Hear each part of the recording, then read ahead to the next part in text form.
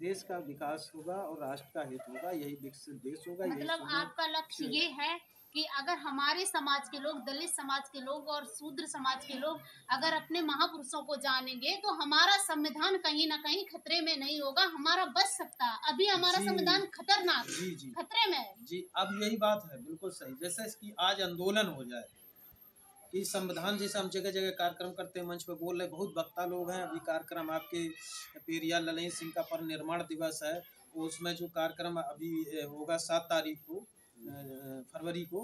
तो अब ये कहीं ना कहीं जैसे कि अब हम लोग वहाँ संविधान बचाओ सब चीज़ें ला रहे हैं, बोल रहे हैं। आपने कभी देखा है कि कोई नेता बोल रहा है?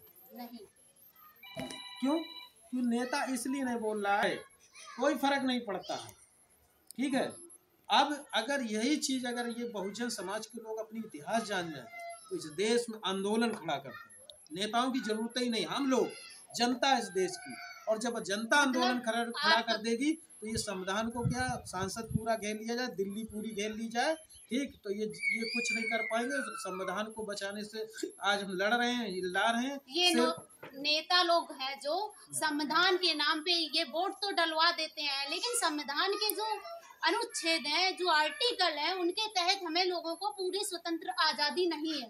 मतलब आपका कहना ये है? बिल्कुल बिल्कुल। आज जो संविधान है, बाबा साहब अम्बेडकर जी का संविधान है, और आज जो हमें संविधान में जो सुविधाएं मिलनी चाहिए वो नहीं मिल पा रही हैं, और अंदर से धीरे धीरे खोखला किया जा रहा है। और ये धीरे धीरे खोखला करने का सबसे ज़्यादा नुकसान होगा जिसे कथाकथित शूद्र कहे गए हैं, जो कथाकथित ज़्यादा भक्ति कर रहे हैं और राम मंदिर को ज़्यादा बनवा रहे हैं और भक्ति करने जा रहे हैं। जो बनवा रहे हो तो फ़ायदा उठा रहे हैं, और जो भक्ति करने जा रहे हैं यानी कि ओबीसी SC ST के लिए। एक सवाल इसी में और जोड़ देते हैं, जो अभी भगवान राम का प्राण प्रतिष्ठा हुआ, वहाँ पर एक दीपक बनाया गया था जिसकी लगभग कीमत 7 करोड़ रुपये। वो 7 करोड़ रुपए ये प्रचार किया गया था कि बहुत दिनों तक, सालों तक ये दीपक जलेगा, और शायद कुछ मिनटों में वो फूक गया। इस पर आप क्या कहना चाहेंगे? अब इस पर यही कहना चाहेंगे, यही चीज़ हमारे OBC ST को समझना है। ये वास्तव में अगर भगवान के पास शक्ति थी, ताकत थी, अभी ये लोग जैसे कह रहे हैं जो भगवान को लाएंगे हम उनको लाएंगे, तो कहने का मतलब अभी भगवान क्या थे नहीं, अभी तक भगवान थे नहीं इस देश में। और जब भगवान थे नहीं, तुम लाए हो और उसको फिर हम लाएंगे। अब यही चीज़ हमें समझने की ज़रूरत है। अगर उसमें शक्ति होती तो वो बताओ कैसे जल जाता, ये चीज़ समझना।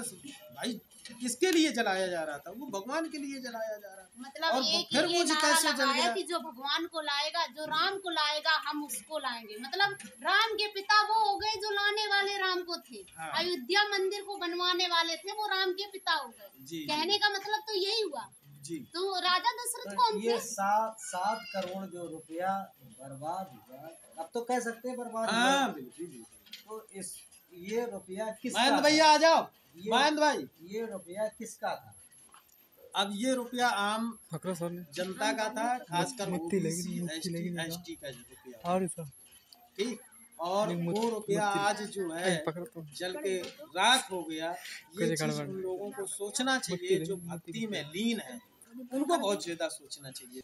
देश के, हमारे उत्तर प्रदेश के, हमारे भारत देश में शिक्षक के नाम पे स्कूल बनने चाहिए थे। शिक्षा के लिए पैसा था, विकास के लिए पैसा था, वो एक राम मंदिर में लगवा दिया गया। देखिए, मेरा कहने का मतलब है, उन्होंने जो लोगों को आस्था है, भाई आस्था उन्हें अस्पतालों में नहीं है, आस्था उन्हें बच्चे उनके पढ़ने में नहीं, उनके लिए भाई यही चीज तो हमें समझनी है।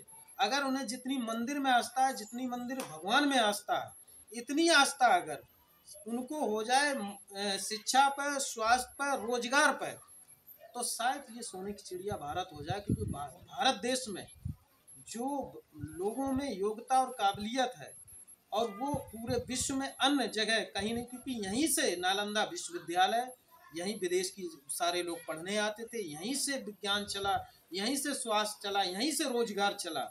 लेकिन उनको अंधविश्वास पाखंड में हमारे लोग घुसे। गलती उनकी नहीं है, जो घुसेड़े हैं वो तो फायदा ले रहे हैं भाई। गलती कहीं ना कहीं हमारे लोगों की, OBC SC ST लोगों की। चलिए, हमसे बात करने के लिए बहुत बहुत आपका धन्यवाद, साधुवाद, आभार।